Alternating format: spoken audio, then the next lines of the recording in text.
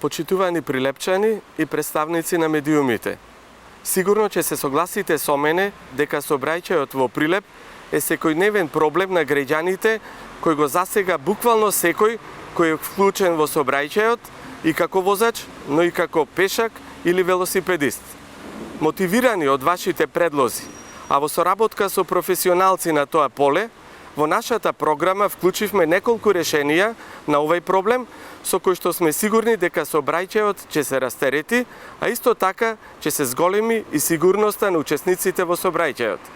Затоа гордо ви ги представувам проектите за изградба на кружни текови и тоа на локации кои во моментов представуваат најголем проблем.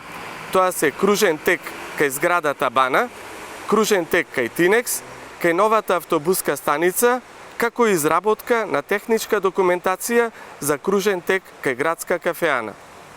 Изградбата на кружните текови, покрај што ќе го растеретат сообраќајот, ќе го намали времето на чекање на граѓаните, но ќе придонесе и за почист воздух во градот и поздрава животна средина, спречувајќи ги возилата кои се во чекање на семафори. Покрај овој значаен проект, би сакал да го напоменам и проектот за комплетна реконструкција на влезовите во градот.